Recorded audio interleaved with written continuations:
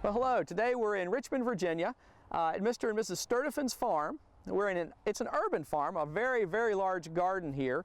And this effort for this whole garden is not just the Sturdivants, but it's a group of friends that get together at this location and other locations around the city to work on gardening. In the spring and the fall, they raise various crops.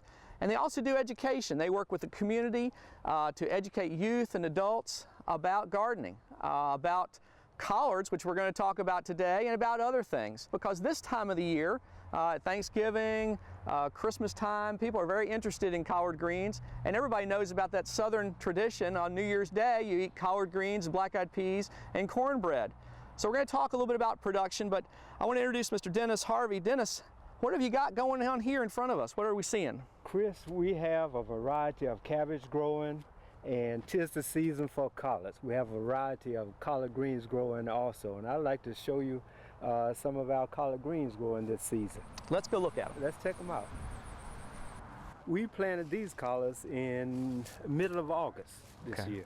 Okay. And did you put seeds in the ground, or did you put transplants in the ground? No, we actually started the seeds in containers, and we waited about 6 weeks until they got transplant size, and we transplanted the plants out in the garden. And we planted them about 18 inches apart. 18 inches apart. Well, they're looking wonderful. Now, if I was a gardener going to do this and I planted them in August, how many days do they take before you start harvesting them? Good. We're going to be harvesting these in a few days. It takes an average of 60, 75 days, and we'll be harvesting these beginning tomorrow. Okay. So it's been about 60 days since we planted them. So, and these can take some light frost or some frost. So they'll go all the way through in Virginia, in central Virginia, to in December, right? They will. The cabbage and the collards are very hardy plants, so we'll be harvesting these up through December, January, if there are any left. If there are any left. Yeah.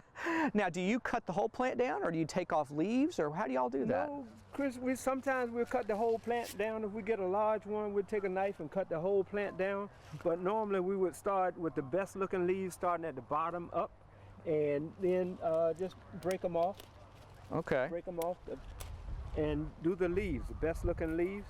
Okay. Until we get enough to make a meal. Dennis, that was great the way you harvest, and now we've walked up here and looking at some of the different varieties. What were we looking at down there, and what are we looking at here? We were looking at the Georgia Southern variety, and now we're in my favorite area. This is the, we call it a yellow cabbage collard. It's an old heirloom collard that's been in my family over 100 years. It's heirloom because someone has to keep this seed, let the collard mature, collect the seed each year, and we can grow no other collard around it. It's not a very difficult plant to grow.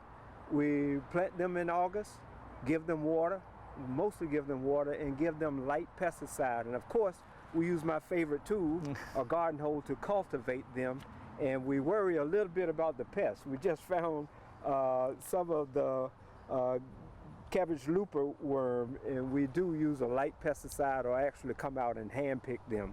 Right. But other than that, we can have collards all during the season. Whenever we're ready, just step out back, grab some collards, fresh to the table. So overall, it's a fairly easy crop to grow. As long as the land is prepped properly and you do the production practices that we've talked about here, it's probably a little easier than some of the things like tomatoes even. It is. Good. Well, we're really appreciative of you letting us come here and you talking to us about all the things that you all are doing here. And for more information about collard green production, please contact your local county extension office. From the Ground Up, I'm Chris Mullins. We'll see you next time.